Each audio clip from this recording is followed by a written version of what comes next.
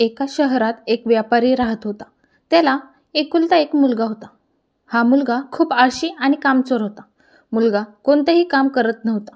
फक्त वडिलांच्या पैसे खर्च करायचा आणि त्या पैशातून त्याची हौस करायचा. व्यापाऱ्याने विचार केला की असंच चालू राहिलं तर माझा बिझनेस हा मुलगा बुडवून टाकेल. एके दिवशी व्यापाऱ्याने मुलाला बोलवून घेतलं आणि सांगितले की आज तू बाजारात जाऊन दिवसभर काम करायचे आणि जे काही पैसे कमवशील ते मला आणून द्यायचे. अन्यथा तुला घरात प्रवेश दिला जाणार नाही. तुला घराबाहेर राहावं लागेल. वडिलांचे शब्द ऐकून मुलगा घाबरला आणि त्याने सर्व घटना आईला सांगितली. आईने लगेच त्याला सोन्याचा एक नाणं दिलं. संध्याकाळी व्यापारी घरी आल्यानंतर त्याने मुलाला विचारलं, आज किती पैसे कमवले? त्याने लगेच सोन्याचे नाणं वडिलांच्या हातामध्ये ठेवले. वडील म्हणाले, हे नाणं बाहेर विहिरीत टाकून ये. मुलानेही तेच केलं. व्यापाऱ्याच्या लक्षात आलं होतं मुलाला सोन्याचे नाणे कुणी दिले होते. दुसऱ्या दिवशी व्यापाऱ्याने आपल्या पत्नीला एका नातेवाईकांकडे पाठवले आणि मुलासमोर पुन्हा तीच आट ठेवली. यावेळी मुलगा बहिणीकडे गेला. बहिणीने त्याला काही पैसे दिले. संध्याकाळी व्यापारी घरी आला नंतर त्याने तेच पैसे व्यापाऱ्याला दिले. व्यापाऱ्याने पुन्हा ते पैसे विहिरीत टाकून देण्यास सांगितले. मुलानेही तेच केले.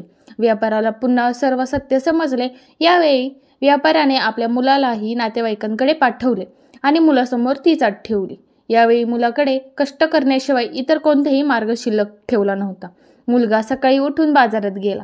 तिथे एका दुकानदाराने त्याला दुकानात सामान ठेवण्याचे काम दिले आणि ते काम तो करत होता. सामान खूप जड होते. व्यापाऱ्याच्या मुलाने कसे तरी काम पूर्ण केले. दुकानदाराने त्याला 100 रुपये दिले. संध्याकाळी थकलेला मुलगा घरी पोचल्यानंतर वडिलांनी आज किती रुपये कमवले असं विचारलं. मुलाने 100 रुपये वडिलांच्या हातावर ठेवले. वडिलांनी पुन्हा त्याला ते पैसे विहिरीत टाकून देण्यास सांगितले.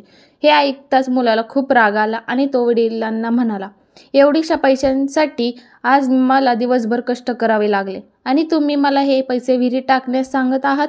मुलाचे उत्तर ऐकून व्यापारी म्हणाला, आज तुला समजले की पैसे किती कष्टाने कमवावे लागतात आणि एवढे वर्ष झालं तू माझ्या पैशांवर ऐश करत होता. मुलाला वडिलांचे बोलणे लक्षात आले आणि त्यांनी वडिलांची क्षमा मागून बिझनेसमध्ये तुम्हाला मदत करेन असं वचन दिलं. आजची खरी परिस्थिती अशीच आहे, कारण मुलांना आईवडिलांच्या पैशांवर हौस करतात. त्यांना कष्ट नको असतात. त्यासाठी ही कथा कशी वाटली ते नक्की सांगा. धन्यवाद. सबस्क्राईब करा.